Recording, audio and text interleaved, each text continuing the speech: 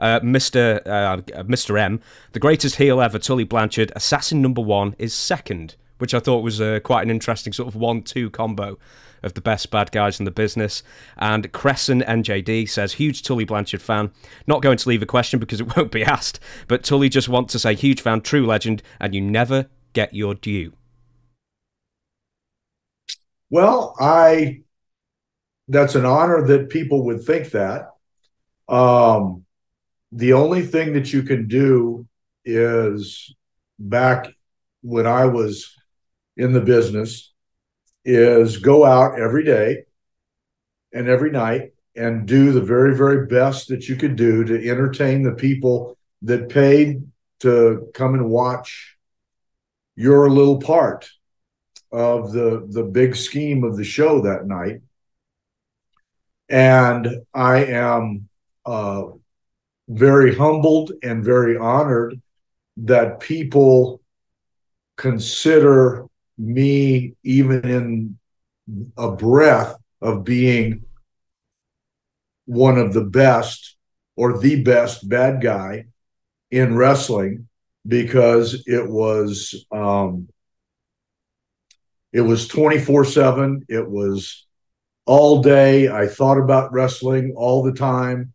Long car trips at night. What can I do different? What can I do to generate that emotion inside of wrestling fans so that they could cheer when I got beat up? And it is, and I don't know, I don't know that that's still the same mindset in wrestling. Too many people, all they want to do is do their spots rather than make people scream. And some of my best matches, I got beat up 90% of the time, and people screamed for 90% of the match. So anyway, I hope that was a long-winded answer. You can do as long-winded an answer as you want to give. Don't you worry about that. Do you know, someone actually wrote this later on, but I think this is a good time to ask it now, is everyone loves a Mount Rushmore.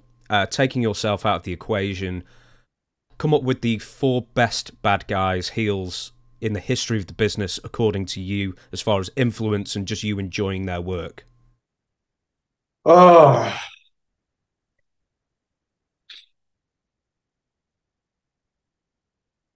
I know that's quite a big question to ask at this time in the morning, so I apologize. That's a pretty big question. But, I mean, the people that I learned from, okay, were Luthez, Dory and Terry Funk, Harley Race, Nick Bockwinkel, and when Nick would come and wrestle in San Antonio for a week, he'd stay with me, and we'd stay up half the night talking theory, talking ideas, talking do this, do that, don't do this, don't do that. This generates that kind of a response. And it was those kind of guys are the guys that I went and said, okay, these are the biggest names in wrestling. They draw more money. They've made it to the top. They're world champions. What do they have that I need? And so that's kind of my, if you can use that as a go-to, those are the people that I got influence from and designed my performance. Who was the first? I always end up using the wrestling vernacular, but I always try not to. Who was the first, let's say, superstar bad guy that you wrestled that you, on a really hands-on role, taught you how to become a bad guy yourself?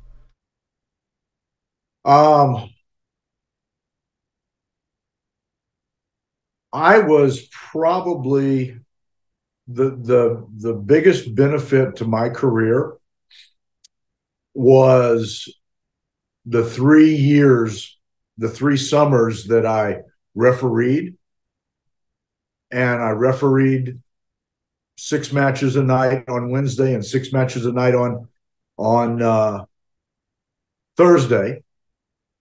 And I got to referee matches with Jose Lothario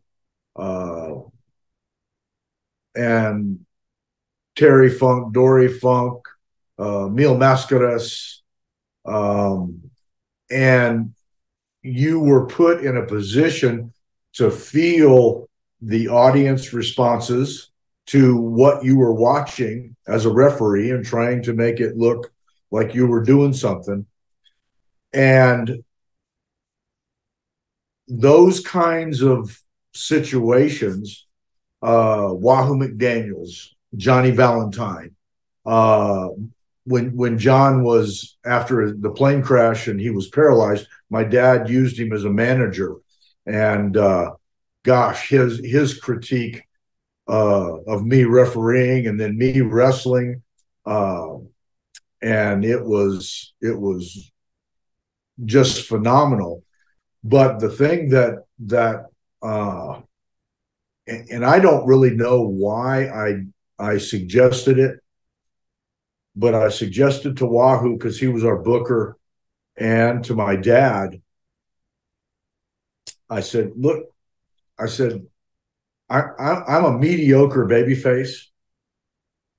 I said, I think that I can be a great heel. And so with a lot of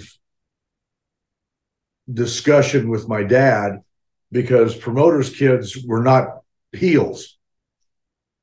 And so when I switched to be a heel, I mean, it was we had a tag team tournament for the Southwest Championship Wrestling title.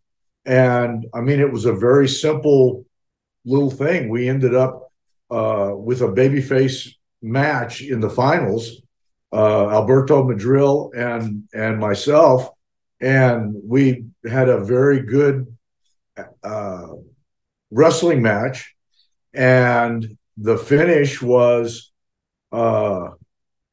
leapfrog and accidentally hit Alberto in the groin, and he was down and out. And rather than doing the babyface thing, oh no, I can't accept anything, whatever, da, da, da. I said, no, he can't wrestle. Give me the title. And I walked out with the championship. And you know, and that was not even a big monster thing, but just an attitude thing. And so that is the first. That's when I stepped across into the dark side. And he never left. And never left. You're right.